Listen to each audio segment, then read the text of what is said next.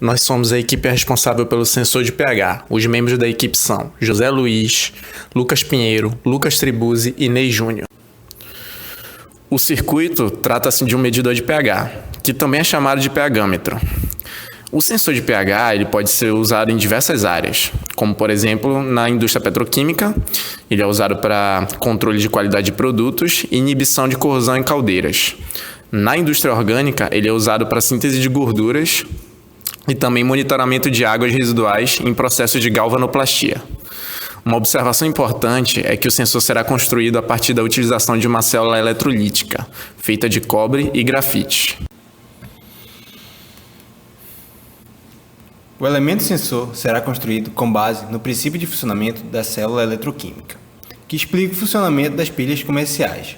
A célula eletroquímica, que pode ser vista na figura ao lado, apresenta dois eletrodos, geralmente feitos de cobre e zinco, mergulhados em uma solução chamada de eletrólito, que pode ser ácidos, bases ou sais.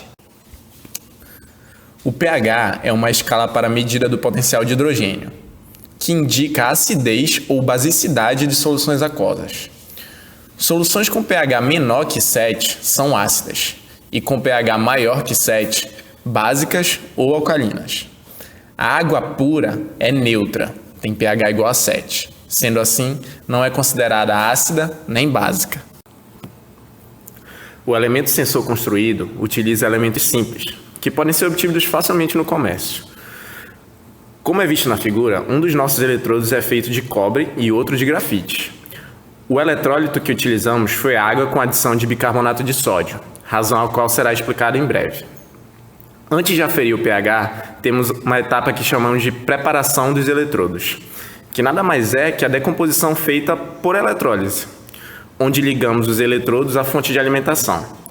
O eletrodo de cobre é ligado ao terminal negativo e o de grafite ligado ao terminal positivo, e ambos são mergulhados na solução de água e bicarbonato de sódio. Na eletrólise do bicarbonato de sódio é liberado sódio mais e HCO3-.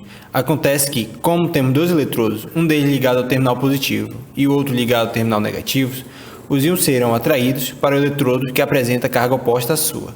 Assim, o sódio será atraído para o fio de cobre, já que está ligado ao terminal negativo, e o HCO3- será atraído para o pedaço de grafite, que está ligado ao terminal positivo.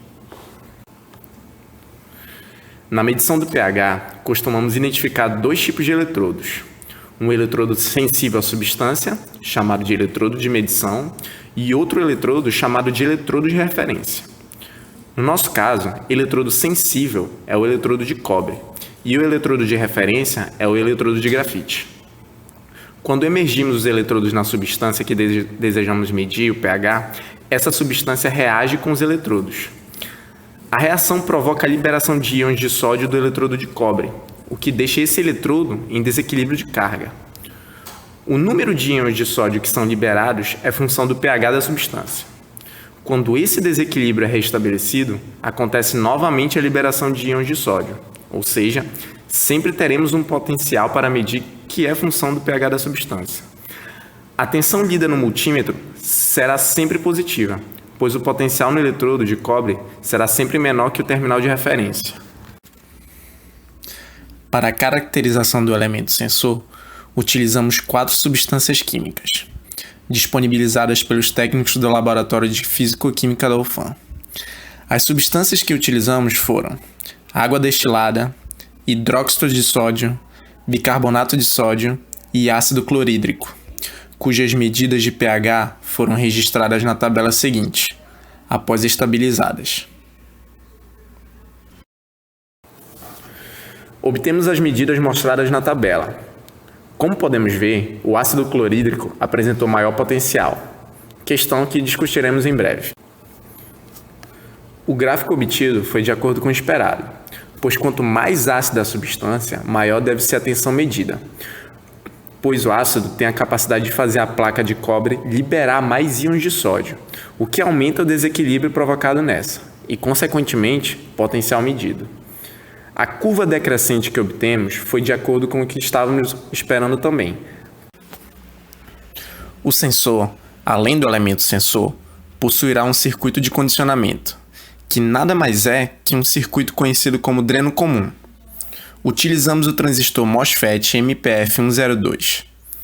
O sinal é enviado através da porta do transistor e medimos a saída na fonte do transistor.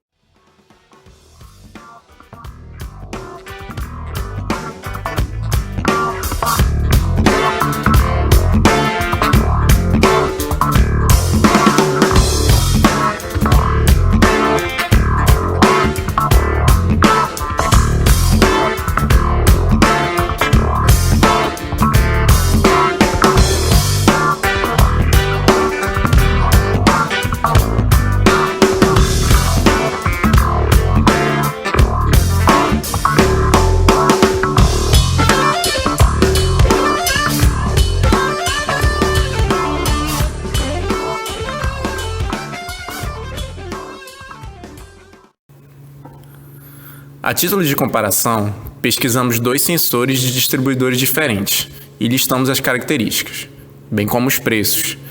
É possível notar que ambos possuem preços elevados, pois seu uso é para fins industriais, onde se necessita alto grau de precisão. Listamos os itens que consideramos pertinentes para a construção do sensor. Obtemos um custo total de R$ 8,50. O sensor apresenta uma boa precisão, com uma sensibilidade de 39,83 mV por pH de 1 a 7 e 16,67 mV por pH de 11 a 14. O sensor também possui baixa complexidade, com baixa estabilidade devido à velocidade de reação ser muito baixa. O sensor deve ser usado em bancada, para uso didático, onde um alto grau de precisão não é necessário.